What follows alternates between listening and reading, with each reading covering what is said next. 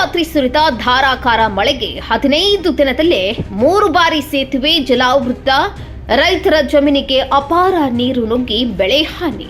ಸೂಕ್ತ ಪರಿಹಾರಕ್ಕೆ ಕೇಂದ್ರ ಮತ್ತು ರಾಜ್ಯ ಸರ್ಕಾರಕ್ಕೆ ಉಮೇಶ್ ಕೆ ಮುದ್ನಾಳ್ ಆಗ್ರಹ. ಚಾಮನಹಳ್ಳಿ ಬಾಚವಾರ ಯರಗೋಳ ಸೇತುವೆ ಮೇಲ್ದರ್ಜೆಗೆ ನಿರ್ಲಕ್ಷಿಸಿದ ರಾಜ್ಯ ಸರ್ಕಾರ, ರಾಜಕಾರಣಿಗಳೇ ಕಾರಣ. ಉಮೇಶ್ ಕೆ ಮುದ್ನಾಳ್ ಆರೋಪ. ಯಾದಗಿರಿ ಜಿಲ್ಲೆಯಾದ್ಯಂತ ಮಧ್ಯರಾತ್ರಿ ಸುರಿದ ಧಾರಾಕಾರ ಮಳೆಯಿಂದ ಸೇತುವೆಗಳು ಜಲಾವೃತಗೊಂಡಿವೆ.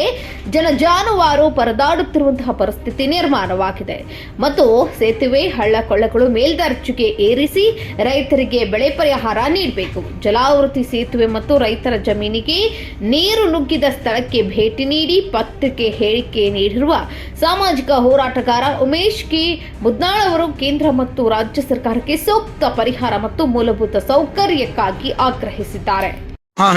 ಯಾದಗಿರಿಯಿಂದ 2 ಕಿಲೋಮೀಟರ್ ಅಂತರದಲ್ಲಿರ್ತಕ್ಕಂಥ ಚಾಮನಹಳ್ಳಿಗೆ ಹೋಗ್ತಕ್ಕಂಥ ಈ ಸೇತುವೆ ಸಂಪೂರ್ಣ ಜಲವೃದ್ಧಿ ಆಗಿದ್ದು 15 ದಿವಸದಲ್ಲಿ 3 ಸಲ ಜಲವೃದ್ಧಿ ಆಗಿದ್ದು. ಈ ಕೆಳಮಟ್ಟದ ಒಳವಲಸೆಗಳಿಂದ ನಿರ್ಮಾಣ ಆಗಿರ್ತಕ್ಕಂಥ ಈ ಸೇತುವೆಯನ್ನು ತಕ್ಷಣ ಮೇಲ್ದರ್ಜೆಗೇರಿಸಬೇಕು, ಸಾರ್ವಜನಿಕರಿಗೆ ಅನುಕೂಲ ಮಾಡಿಕೊಡಬೇಕು. ಅದರ ಜೊತೆಗೆ ಏನದ ಸೇತುವೆ ಕೆಳಭಾಗ ಆಗಿರೋದ್ರಿಂದ ನೀರು ಒತ್ತಡದಂತ ಜಮೀನಲ್ಲಿ ಹತ್ತಿ ಭತ್ತ ಸಂಪೂರ್ಣ ಹಾಳಾಗಿರ್ತಕ್ಕಂಥದ್ದು.